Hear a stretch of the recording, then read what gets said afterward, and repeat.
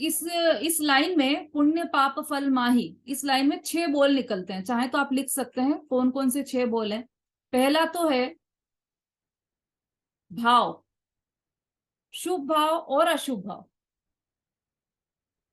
शुभ अशुभ भाव तो उसको अलग अलग लेंगे तो शुभ भाव और अशुभ भाव दो। दूसरा है उसका फल, फल मतलब बंध। शुभ भाव का शुभ, सॉरी फल नहीं, पहले बंध। पहले तो भाव, शुभ भाव और अशुभ भाव। दूसरा उसका बंध, मतलब जो भाव किए उससे बंध जो हुआ, तो शुभ भाव से क्या बंधा, पुण्य बंधा। और अशुभ भाव से क्या बंधा, पाप बंधा। तो शुभ भाव उसका बंध, अशुभ भाव उसका बंध, और फिर तीसरा है फल मतलब संयोग। तो जो शुभ भाव का फल है वो सुख रूप है और अशुभ भाव का फल है वह अशुभ रूप। या फिर ये कहें कि पुण्य बंध का उदय है वो सुख रूप है और पाप बंध का उदय दुख रूप है। दुख रूप संयोग, मतलब ये संयोग में आएगा। तो कितने हो गए, 6 हो गए। 6 लिख लिए सबने।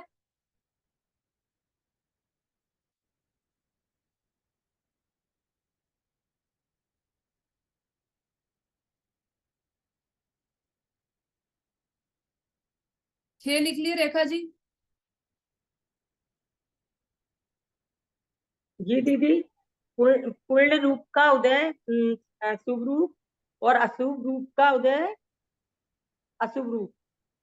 6 पॉइंट कौन कौन से लिखे आपने? दीदी अभी नहीं लिखे हमने। अच्छा, तो आप सुनिए और फिर लिखिएगा उसको ध्यान से। सरिता जी। दीदी भाव में लिखा है शुभ भाव और अशुभ भाव, फिर दूसरे में लिखा है बंध में तो पुण्य बंध और पाप बंध है, फिर तीसरे में फल यानी संयोग, तो सुख रूप और दुख रूप। हाँ, या ऐसा भी लिख सकते हैं इष्ट संयोग और अनिष्ट संयोग। ये हो गए 6। मतलब पहले भाव, फिर बंध और फिर संयोग, इस तरह से उनको मतलब उनका पार्टीशन किया है। पुण्य पाप फल माही, तो फल जो हुआ है ना वो कैसे हुआ है, पुण्य और पाप का फल मिला हमें, तो उसके पहले का विचार करें तो कैसे आया ये फल। पुण्य के फल में हमें अनुकूल संयोग मिला है ना। तो अनुकूल संयोग कैसे आया, ये कि पुण्य का बंध हुआ था, उस बंध के उदय में अनुकूल संयोग आया। अब पुण्य का बंध क्यों हुआ था, कि शुभ भाव किए थे इसलिए पुण्य का बंध हुआ था, है ना। उल्टा चलेंगे तो ऐसा हो जाएगा, इसके कारण से ये, इसके कारण से ये और इसके कारण से ये, ऐसे 3 ऐसे भेद हो गए। और सीधा चलेंगे तो शुभ भाव किया, उससे पुण्य बंध हुआ और उस पुण्य बंध के उदय में इष्ट सामग्री मिली। ठीक है, सबको समझ में आ गई ये 6 बोल? समता जी। हाँ दीदी। हाँ हाँ, नोट्स बनाने पड़ेंगे आपको। अभी हम लिख नोट्स नहीं रहे पर ना बैठिए अभी। कॉपी पेन, तो जल्दी समझ में आएगा। ठीक है, सबको क्लियर हो गया, आगे बढ़े। चलिए, और ये 6 चीज क्या है वो भी समझ में आ गई होगी सबको। क्यों 6 लिया, एक लाइन में से 6 बॉल कैसे निकल गए वो भी सबको समझ में आ गया है ना। नहीं समझ में आया तो आप हैंड रेस कर सकते हैं, तो एक बार और उसको पुनः समझाएंगे यहाँ पर। ठीक है, मतलब सबको समझ में आ गया। पुण्य पाप फल माही, मतलब इन 6 चीजों में हर्ष और बिल्खो मत भाई, हर्ष भी नहीं करना है और विषाद भी नहीं करना है। सुखी भी नहीं होना है और दुखी भी नहीं होना है। सुखी मतलब जो हमने तथाकथित जो सुख है हमारा, जो हमने जिसको मान रखा है सुख, और वास्तव में तो वो सुख है नहीं। इंद्रियों का जो सुख है उसमें हमने सुख मान रखा है नहीं वो सुख। सुख तो एक अतीन्द्रिय आत्मा का ही सुख, वास्तविक सुख है। पर हमने जो मान रखा है उसके अनुसार यहाँ पर लिखा है कि हर्ष भी मत करो और बिलखो भी मत। यह पुद्गल पर जाए उपजी विन से फिर थाई। यह जो पुद्गल की पर्याय है वह विनष्टि है, उपजती है, विनष्टि है और फिर से उपजती, बार बार उपजती है ना, ये उत्पन्न होती है, नष्ट होती है, फिर उत्पन्न हो जाती है। ये पुद्गल की पर्याय, ये संयोग में जो मिली है हमें। जैसे जो शरीर है वो पुद्गल, तो वो पुद्गल हमें संयोग में मिला है, तो उत्पन्न हुआ फिर नष्ट हो जाएगा, फिर से उत्पन्न हो जाएंगे शरीर के रचकण मिलकर, फिर से शरीर मिल जाएगा। तो ये पुद्गल की पर्याय है। अभी देखिए भावार्थ में, आत्मार्थी जीव का कर्तव्य है कि धन, मकान, दुकान, कीर्ति, निरोगी शरीर आदि पुण्य के फल हैं, उनसे अपने को लाभ है तथा उनके वियोग से अपने को हानि है, ऐसा न माने। पुण्य और पाप के फल में या पुण्य और पाप के भाव के फल में हमें जो सामग्री मिली है उससे हमें लाभ और हानि नहीं है। इसका मतलब पुण्य और पाप के भाव से भी हमें लाभ और हानि नहीं है ना। इसमें गर्भित है ये बात, क्योंकि पर पदार्थ सदा भिन्न है, ज्ञेय मात्र है। जो पर पदार्थ है वो ज्ञेय मात्र है। देखो यहाँ पुण्य और पाप का जो चित्र दिया है, तो इसमें से कौन सा, दोनों चित्रों में से हमें कौन सा चाहिए? पुण्य के उदय वाला चित्र हमारा होना चाहिए या पाप के उदय वाला चित्र होना चाहिए? इस स्त्री की जगह हम अपने आप को बिठा लें इस चित्र में, तो कौन सा चित्र चाहिए? चूल्हे के पास वाली स्त्री का या टेबल पर बैठी हुई आराम कर रही उस वाली महिला का? कौन से चित्र में आप अपने आप को फिट करोगे?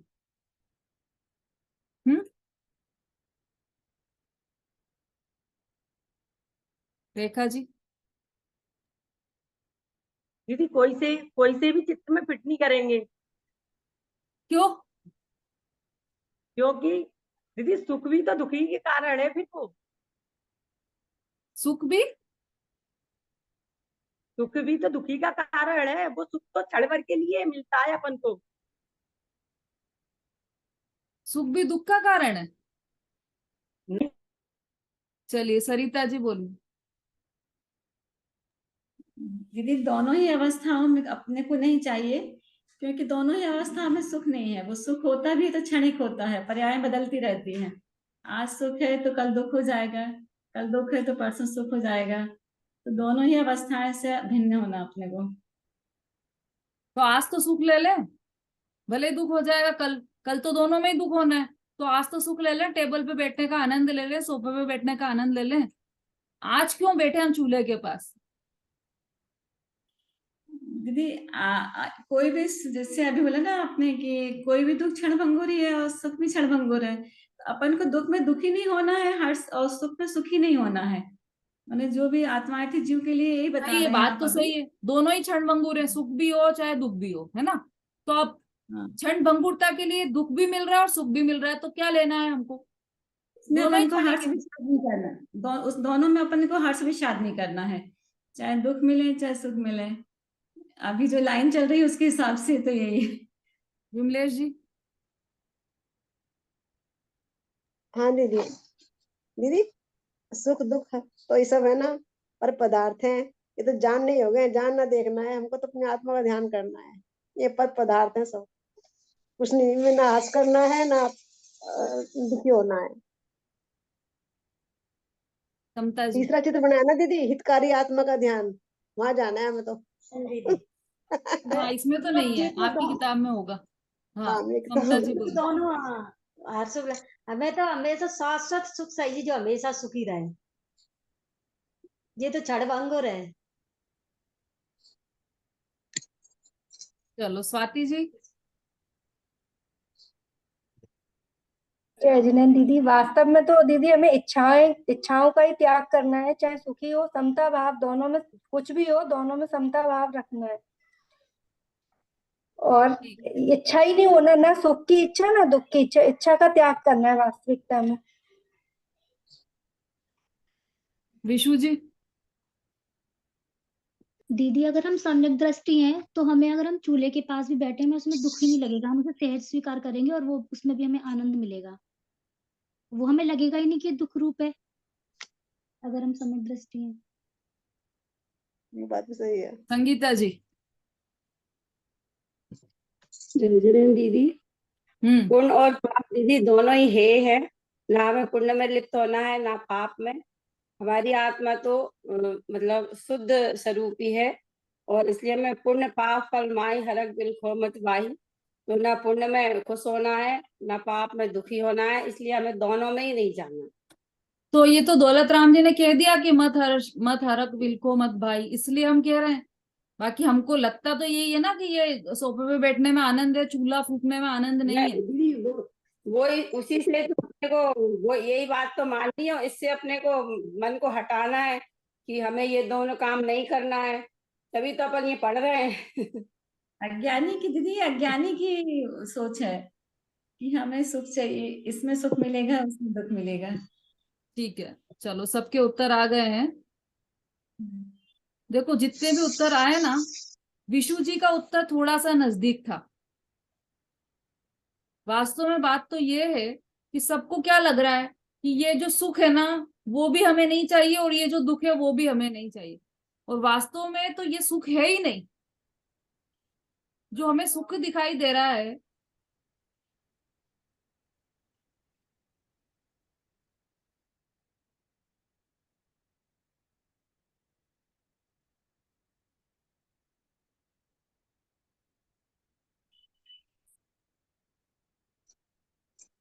हमें क्या लग रहा है कि ये जो सोफे पर बैठे हैं, जो टेबल पर बैठी स्त्री, वो तो सुखी है, और जो चूल्हा फूंक रही है वो दुखी है।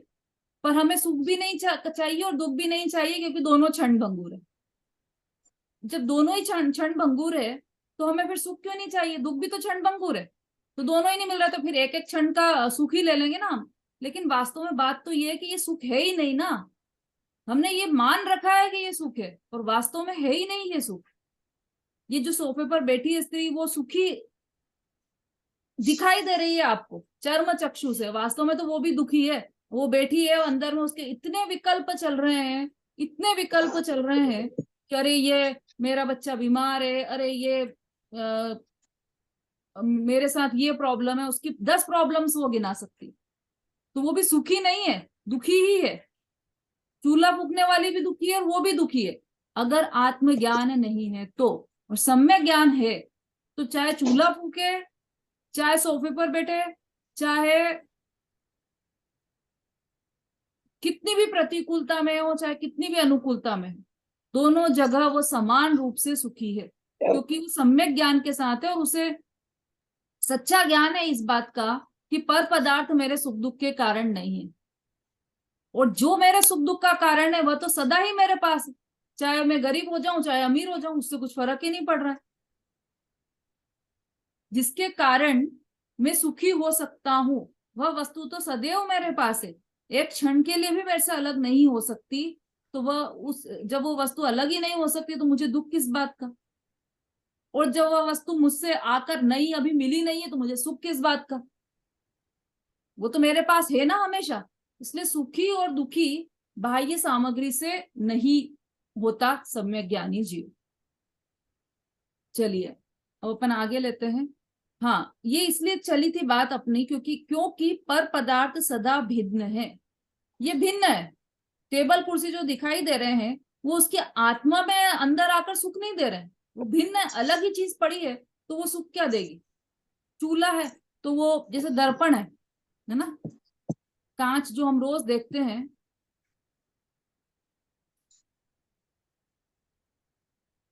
उस कांच के आगे अग्नि जला दें तो कितनी देर में जल जाएगा? वो कांच कितनी देर में झुलस जाएगा? क्यों नहीं झुलसेगा? सब मना करें नहीं झुलसेगा, नहीं जलेगा। क्यों नहीं जलेगा? क्योंकि उस कांच की योग्यता इतनी है कि वो प्रतिबिंब दिखाई देता है उसमें, कांच में। कांच स्वयं उस रूप परिवर्तित नहीं होता। और यदि उसमें आइसक्रीम दिखाएं, हम उसमें बर्फ दिखाएं, तो ठंडा हो जाएगा क्या कांच? कि चाहे अग्नि दिखाओ चाहे बर्फ दिखाओ, न तो वो गर्म होगा न ठंडा होगा।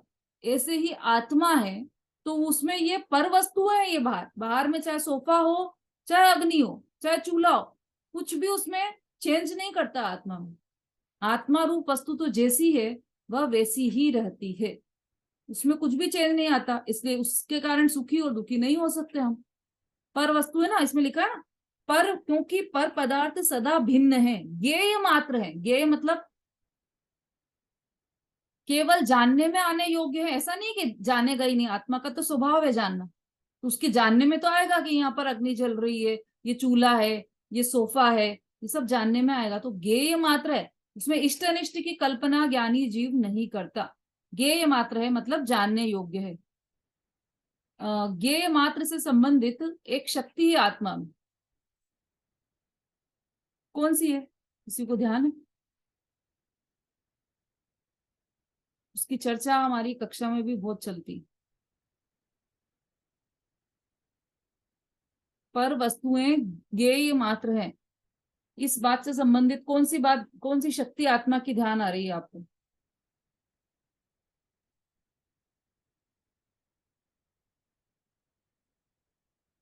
नहीं ध्यान आ रही किसी को भी?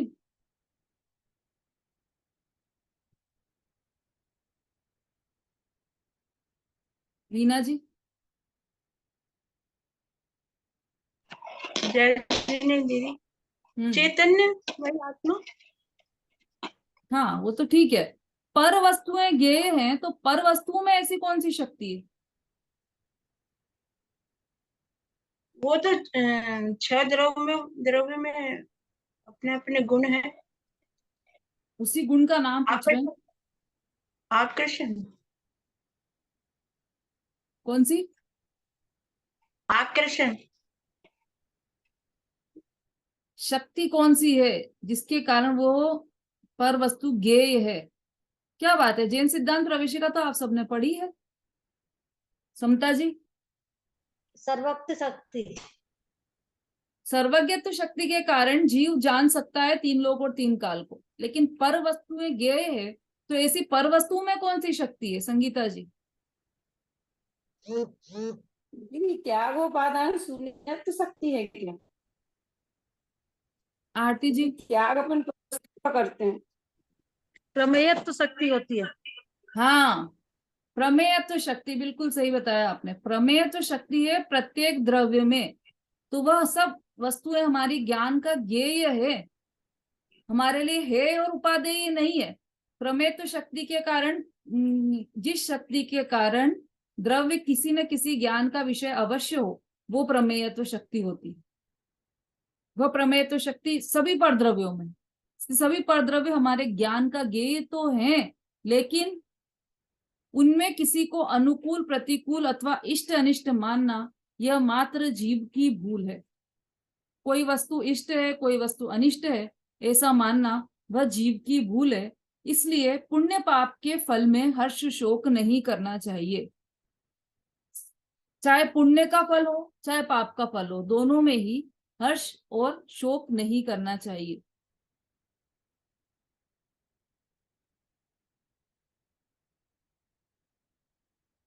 बाहर की कोई प्रतिकूलता हो या बाहर की कोई अनुकूलता हो, तो उसमें सुख मानना, यह भूल है हमारी, क्योंकि वह तो ज्ञेय मात्र है। वो अनुकूल पर वस्तु तो अनुकूल प्रतिकूल है ही नहीं, है ना। 7वीं नरक में भी कोई समकीर्ति नारकी हो तो वहां भी आत्मा में आनंद वह मानता है, दुख नहीं मानता। और जितना थोड़ा दुख है वह अस्थिरता का दुख है, और यह अस्थिरता मेरी चीज नहीं है, मैं तो ज्ञाता दृष्टा हूं। ऐसा 7वीं नरक में रहते हुए भी धर्मी सम्यक दृष्टि जीव को ऐसा ज्ञान होता है। सम्यक दृष्टि जीव अपने आप को शुद्धात्मा ही मानते हैं।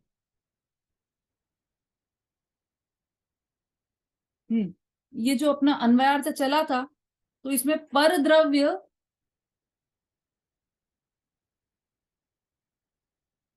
यह है ना, पर द्रव्य।